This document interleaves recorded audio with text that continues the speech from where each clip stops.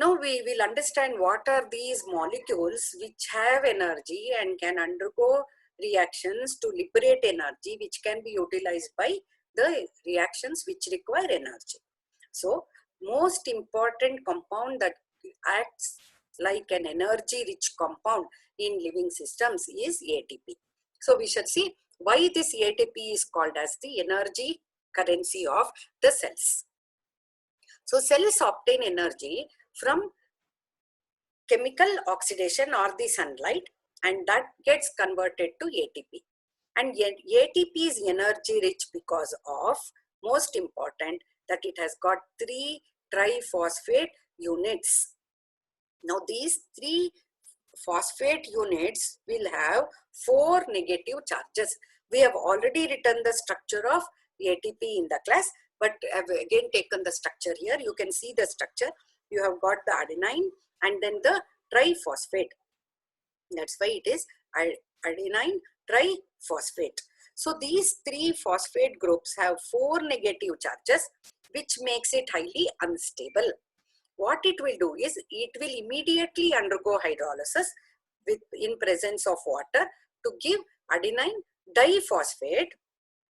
So this adenosine diphosphate is formed by giving away 1 phosphate group. Once this hydrolysis takes place, 7.3 kilocalories per mole energy is released. Now since this again have 2 phosphate groups, it can again undergo hydrolysis and can form again adenosine monophosphate, and that will give you actually the double amount of energy. So we get energy when this ATP breaks. The reason being the presence of 2 phosphoanhydride bonds, 4 negative charges, and the molecules that are formed, that is the ADP and PI, will be more solvated than the ATP itself. You know that they are all in solution, and when they are in solution, they get solvated. The solvation makes them more stable. Now you can see that whenever ADP is formed, then ADP will be more solvated than ATP. Therefore, very easily ADP will be formed. Whereas ADP plus PI to form ATP, it requires energy. So ATP becomes energy rich compound. This is again a very important concept. Also question will be asked, why ATP is energy rich compound? So it is because of the 2 phosphoanhydride bonds, 4 negative charges, and stabilization of the products formed due to the solvation of the products that are formed on hydrolysis of ATP. All this will give you, make ATP a energy rich compound, and therefore it is called as the energy currency. However, in the living systems, we also see compounds which can give away energy more than that of ATP. So these such compounds, though not in many, there are a few, are known as high energy compounds. So what are these high energy compounds? High energy compounds are those which can yield free energy greater than that of ATP. That means when they undergo hydrolysis, the amount of energy released, that is minus delta G, should be greater. They have to release more energy than that of ATP. Then they are called as high energy compounds.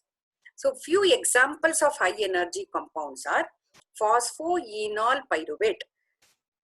You have come across this in the metabolism. So you know that we have got the pyruvate, which is CH3, C double bond O, COOH. The enol form of that, which is CH2 double bond COH, COOH. When it is phosphorylated, you get CH2 double bond C, O, PO and COOH. This is phosphoenol pyruvate. You have seen that in glycolysis. This phosphoenol pyruvate is a high energy compound because it can give away this phosphate which is taken up by ADP. See, if ADP has to take phosphate group from some other compound, then naturally this substrate must be having a greater energy, greater free energy change. That means this must undergo exergonic reaction, releasing energy greater than that is required for ADP to form ATP. Then only the two couple and give you the reaction which becomes spontaneous. We can see here the phosphoenol pyruvate has a free energy, that is the Gibbs free energy change to be equal to minus 14.8 kilocalories per mole, which is much greater than 7.3. The other example, very popular example, is diphosphoglyceric acid. So this again we have come across, which we called it as diphosphoglycerate, glycerate because it is in the ionic form. So you know what is glyceric acid, which is CH2OH, CHOH, COOH, and when the two are phosphorylated, that is the primary alcohol and the acid group are phosphorylated, you get what is known as diphosphoglyceric acid. Now this is again a high energy compound because the amount of free energy change involved in the hydrolysis of this phosphate will be minus 11.8 kilocalories per mole. Another high energy compound is acetyl phosphate, which is CH3 C double bond OP. That is, this is the acetyl group and the phosphate. So we have three high energy compounds as examples here. These are those which give you free energy change greater than that of the ATP. Therefore, they are called as the high energy compounds.